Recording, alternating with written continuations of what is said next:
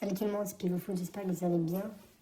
Alors, je fais cette petite vidéo pour réagir au huitième de finale, le match Sénégal-Soudan et le match du Mali et de la Tunisie. Alors d'abord, je vais commencer par le Sénégal-Soudan qui s'est terminé avec 3-1. Alors c'était une victoire logique du Sénégal. Bien sûr, le rapport de force, il était, je pense, le plus déséquilibré par rapport aux autres huitièmes dans ce match.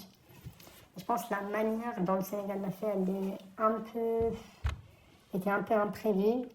Bon, on va pas dire inquiétante puisqu'ils ont gagné quand même 3-1. Mais un but du second dès la 6e minute, c'était un peu imprévu. Je pense que le Sénégal devra faire attention à ces buts-là qui peuvent être très piégeurs dans les matchs où l'équipe elle peut bien défendre. C'est vrai qu'ils sont retournés 3-1, après bon, c'est que le Soudan. Mais je pense que le Sénégal devra plus faire attention, on va dire, en défense avec les grandes équipes. Mais en général, l'attaque, elle a bien été présente. Les joueurs, les qualités individuelles, elles étaient là. Donc, je pense que c'est essentiel pour le Sénégal. Après, pour le Soudan, je peux dire qu'ils ont fait du mieux qu'ils peuvent. Ils ont fait un bon match. Ils ont déjà marqué un but, alors qu'ils n'avaient même pas marqué de but de toute cette CAN. Peut-être juste un but, mais c'était un CSC, je pense.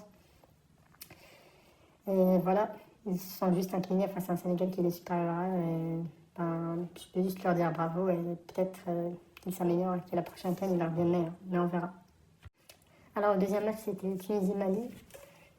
Le fameux match de la purge, on a vu ces 4 dernières cannes qui se terminent toujours avec soit un match nul ou soit avec, on va dire, du divertissement avec l'arbitre qui fait la 85e minute. Mais non, ça c'est pas le sujet.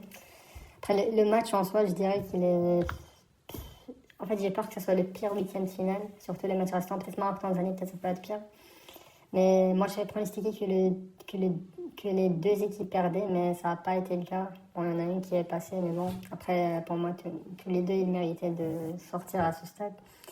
Mais pour la Tunisie, je pense qu'ils ont été on va dire, plus pires que le Mali. Parce que tu te retrouves en supériorité numérique dès la 26e minute et tu n'arrives pas, on va dire, à concrétiser tout cet avantage sur tout le match, même dans les prolongations, avec que 5 tirs, 3 cadrés sur toutes les 90 minutes. Je pense que c'est assez grave, voire c'est assez inquiétant pour l'équipe de Tunisie qui était quand même attendue, qui avait fait des bons matchs avant la CAN. Le Mali, quand même, ils ont fait avec ce qu'ils pouvaient 3 tirs encadrés avec le penalty de Sinayoko qui vient à la dernière minute pour les sauver. Mais ouais, je pense que c'est... bon, le match, il n'y avait vraiment rien à analyser, il n'y avait pas vraiment de jeu. Et le Mali, ils ont juste bien tenu leur mental, on va dire, dans le penalty. Après, même si c'était surtout les gardiens qui étaient... Bon, surtout le gardien de la Tunisie qui était un peu nul. Il devait vraiment arrêter le penalty de Sinayoko pour passer directement dans le match. Et sur le penalty, il n'a fait aucun arrêt, alors que Didier Diarra, du haut de ses 1m73, il a pu faire 2 arrêts. Ce qui est un peu aussi inquiétant, un peu humiliant aussi pour la Tunisie.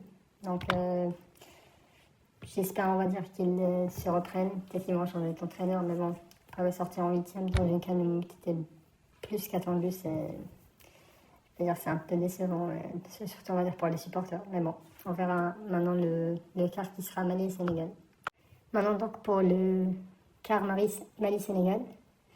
Alors, ce quart, on va dire, d'un point de vue papier, d'un point de vue résultat, le Sénégal, ils sont peut-être clairement favoris. Peut-être je peux même pronostiquer une victoire 2-0. Peut-être 2-0, voire 2-1.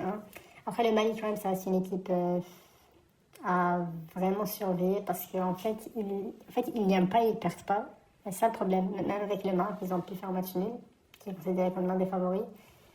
Donc je pense que le Sénégal doit juste faire attention à ne pas concéder, on va dire, au début, ou une contre-attaque, on va dire, piégeuse ou un penalty qui peut, on va dire, les faire sortir de cette canne. Parce que sinon, je pense que le Sénégal, ils peuvent revenir.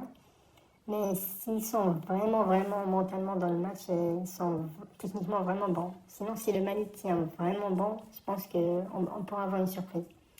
Après, on va dire, en suivant la logique, je dirais quand même que le Sénégal, il passerait de 1 comme ça, 2-0, en faisant bien sûr, comment dire, s'il verrouille bien la défense, même si le Mali, ils attaquent pas trop, mais bon, après, avec l'aîné d'Angeles et Sinayoko, on ne sait pas, peut-être qu'il peut avoir un but de nulle part. Mais je mettrais quand même le Sénégal favori. Après, le Mali, pour eux, arriver en quart de finale, sur 2 cas consécutifs, je pense que c'est pas mal. Par rapport au niveau de l'équipe, je pense vraiment que c'est presque un exploit. Donc peut-être on va dire, on les salue quand même, s'ils passent en demi-finale, ben, c'est l'exploit inattendu, je dirais. Mais bon, on verra. En tout cas, merci beaucoup d'être resté jusqu'à la fin, plus de vidéos et prenez soin de vous.